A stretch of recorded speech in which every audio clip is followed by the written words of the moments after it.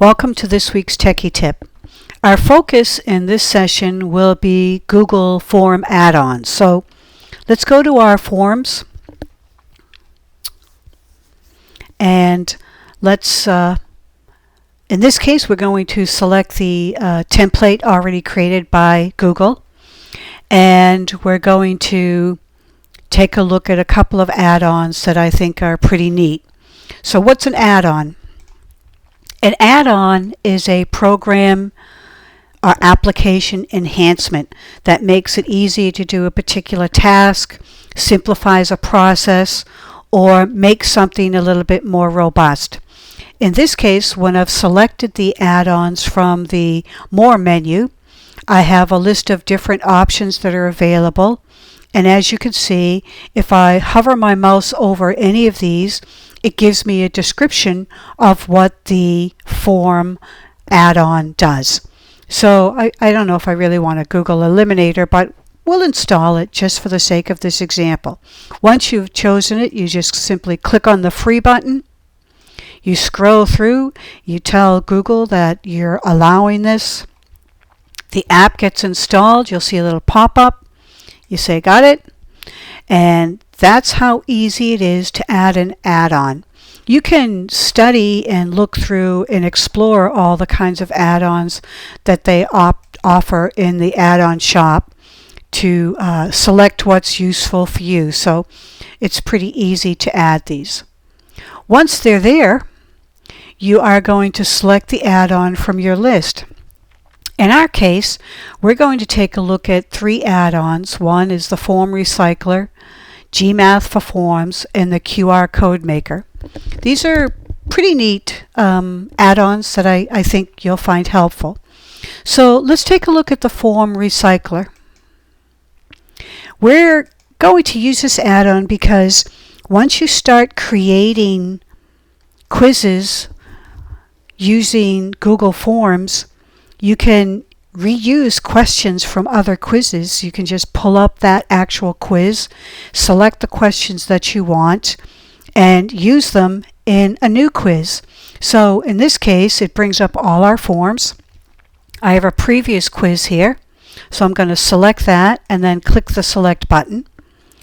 Google needs a minute to read the form, so we'll watch why their minions are working to recycle this form. So once it's up there, it has all of the questions from a previous quiz that we have created.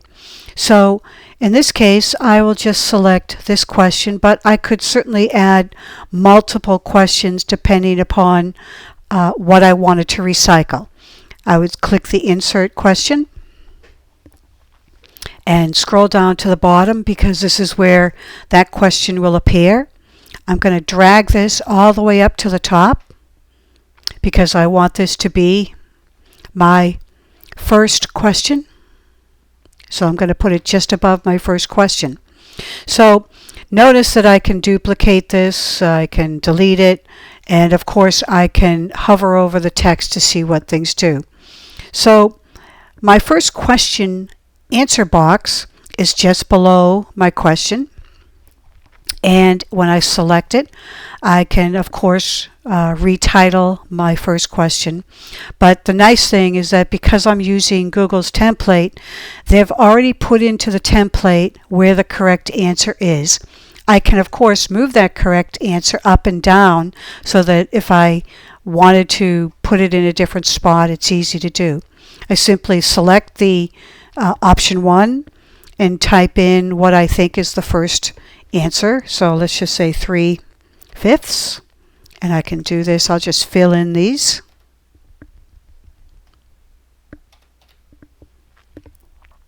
And I know that the correct answer is going to be here, so I can put 1, and then here I can put 8. Now I've got all my answers in there, and notice that the green check mark identifies what my correct answer is. It's important to pay attention to that because Google has done some stuff on the back end to make sure that this appears correctly when a student seeks out their responses. So another nice feature about this is the answer key button as part of the answer box. If I click on that, I can adjust the number of points that are available to this question, and I can also include some feedback in the event that the student got it incorrect. Notice that I have a little pencil and I can click on the edit, and I would put the answer, why they might have gotten it incorrect, or I would provide an explanation of what they need to do in order to get the correct answer. Notice that you can also link this to another video or a document. They also have a correct answers tab, and I could add something here if they get the answer correct, and I click the save button. So that's a pretty nice feature, and I can of course delete any one of these feedback options as I want. So if we go down to my next question, I just want to point something out here.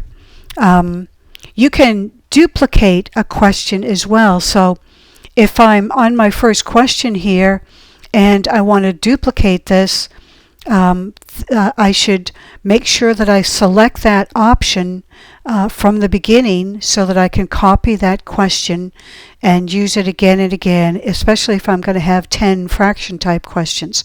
So in my second question, what I'm going to do is I'll click the duplicate key, and now I have two your second question answer boxes here. So when I add my other graphic in, I can easily position it wherever I want or just above the second question. So let's take a look at this second question. In this particular case, I want to use a different add-on.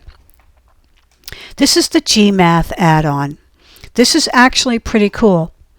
And if you are teaching algebra or some higher level type of math, this is a great add-on.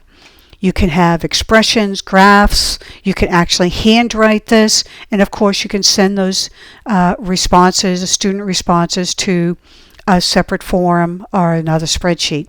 Let's click Create Math Expressions. In the Math Expressions box, there are bunches of options, for lack of a better description.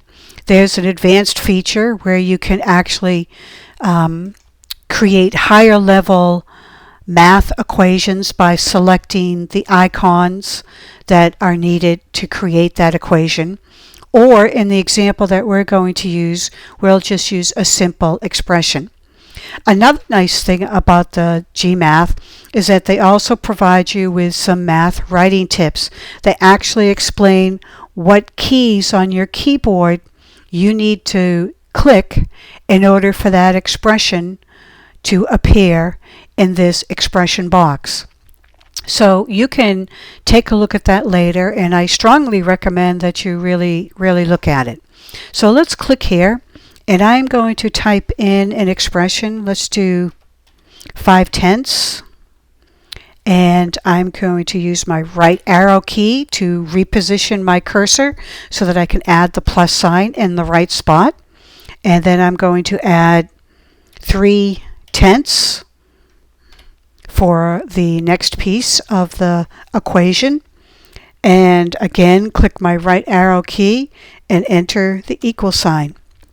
Once I've created that expression, I now have a little icon here that allows me to insert that math equation into my Google Forms. So if I scroll all the way down to the bottom, here it is. So I'm going to take a moment here and just to let you be aware that when you don't increase the size of the equation in your Google form, it really makes it hard for the student to see the actual form. So I strongly recommend that you increase the size to something more readable, and then grab those 6 little boxes, and drag this up to where my second question is going to be positioned.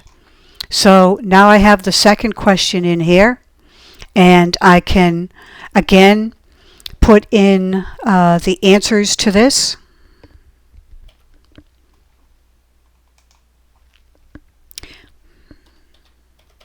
And I'll just enter some information. And notice that I have a couple of extra correct answers. For this particular question, there could be a reason that you have this. We've all done those all of the above, or you can choose A or B. There might be more than one answer to the question. But in our math fraction question, we know there's really only one answer that we want the students to have. So we're going to put those three options there, those three answers there. Then select option number 4, just so that we can keep in line. Our first question had four answers, so let's add one more in here and edit our answer key. And we'll keep that, we'll make this 2 points. And if we wanted to add any feedback, we would simply click on the pencil and add the appropriate feedback. So that's our second question. If we had a third question we wanted to put in, we could certainly use our GMath expression creator add-on, or we could recycle another question from a previous quiz that we've already created. But I don't want this video to be too long, so we're going to delete this question, and we'll delete the next one as well, because we really don't need that. We're not really, this is a math quiz, so we're going to get rid of some of these extra questions and then get to our final add-on. And let's close this box because we're done with that. And go to the QR code maker. This is pretty cool.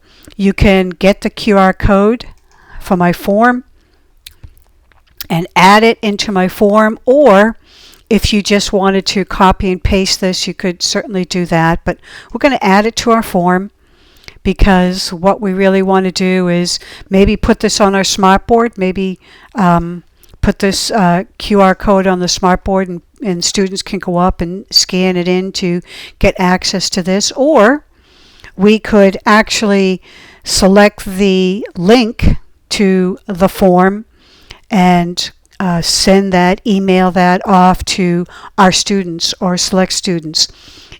I mean, there are lots of really cool things you could do. Perhaps you have a student that's been out sick. You could actually send this quiz home to the student who might have missed it, so that the student doesn't have to stay after school. Or if you want to give some extra credit work, you could create a quiz that allows the student to prove what they know in terms of your instruction. So there are lots of really good things that you can use this for. The very last thing that I want to take a look at quickly is this button called Responses. In the Response button, you can see that we're accepting responses, and in this particular case, we can get an email notification, select the response destination, or download the responses.